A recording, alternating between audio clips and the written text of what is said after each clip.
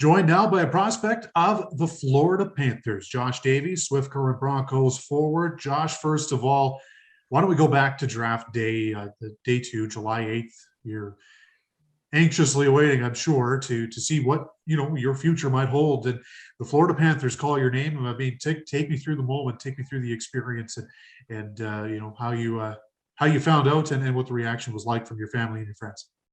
Yeah, for sure. I was actually golfing in Banff Springs with my dad there. We were kind of in a no service area for about 2 hours, and then as soon as I got in service, I got the call, and just all the texts and phone calls started coming through. So, it was a great moment to spend with my dad, and then I was just anxiously waiting to get back home and see my mom and sister and share with all three of them. That's a bold And move. yeah, I think you're the first guy we've spoken to who wasn't either at the draft or watching the television. What'd you shoot, first of all? I shot it pretty good. I mean, we kind of like lost track after we got the phone call, kind of just shooting for crap. So no, it was a competitive game at the start, and then all of a sudden after the phone call happened, it was kind of just shooting around and just enjoying it with my dad. So tell me, you go to the Florida Panthers in the 2022 NHL Draft, and it's a pretty quick turnaround for yourself as well because you got on a plane and headed right down there for development camp. What was that experience like for you? Take me through, the few days, the week or so that you spent down in South Florida, and how it felt to kind of be welcomed into the organization there. Yeah, no, it was a pretty quick turnaround for myself. I was actually on a plane the next morning at 5 a.m. down to Florida. So just getting down there and seeing the facilities, meeting all the staff, all the other prospects from over the years, and I think just getting down there, making a mark for myself, and just seeing what it's like at the pro level, and just trying to be a sponge down there all week was kind of my big thing going down there. Tell you what, your teammate Connor Viston said the exact same thing about being a sponge at development camp. I mean, it's certainly a learning experience for everyone. You talk about the Swift Current Broncos of the 2022 NHL Draft. I think a lot of people, were not pleasantly surprised, but pleasantly impressed by what you guys were able to put together over those 4 days or those 2 days. You have 5 players drafted. I mean, what does it mean to be part of that group and to see so many of your teammates, including yourself, called by NHL teams? Yeah, no, it was unbelievable feeling for myself and for my teammates.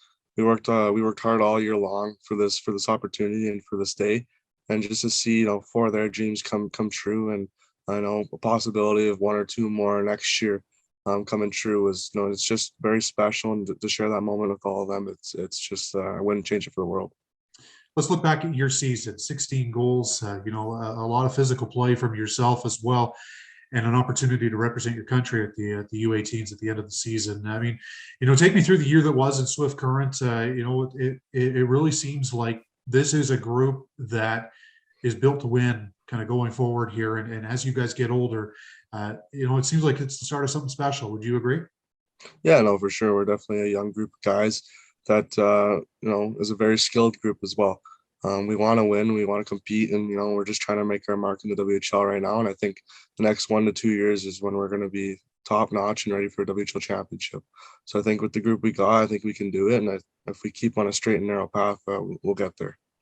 Last one for you, Josh. As we look ahead here, we're just about into the month of August, and time is quickly approaching for the start of camp season, both for you at Swift Current and in Florida in September. I mean, when you're looking at your training regimen here and your work on the ice, off the ice, in the gym, what are some of the things that you're working on? Maybe the Panthers have looked at you and said, we'd like to see a little bit more of this out of you. What are some of the things that you're focusing on to take another step here in the fall? Yeah, like for sure, just getting down to the development camp there and seeing what it's like at the next level. I think everyone needs to get a little bit faster, even myself. I'm a guy that likes to play fast, so and it's even faster the next level. So I'm just working on my speed, kind of my power, that first quick step, and then of course they came back with me kind of retrieving pucks off the wall and making that first pass out of the zone, or moving my feet right off the wall is kind of what they were trying to make me to do, or trying to get me to work on here. So I think just working on my all around game is what I need to work on, and yeah, I'm just looking forward to getting back down there and getting to work. Boy, I don't know if it's the size of the building in Swift Current or just the fact that you're kind of right on top of the action if you're in the seats or in the broadcast booth. I mean, expand on that, if you will, working along the wall and having to think the game quickly, because it seems like when the Broncos play at home, things happen quickly. And would you tend to agree with that? And maybe how beneficial is playing in a rink like that for you in terms of kind of helping round out that portion of your game? Yeah, I think Swift Current's a smaller arena. The atmosphere is a lot smaller, but I think our fans get us into it, and it gets loud in there. So just playing in a small rink like that, it makes you think faster, makes you move faster, and yeah, it's just they're pretty lively boards. So you just gotta play your game and kind of adjust to it, but it doesn't take too long to adjust to that.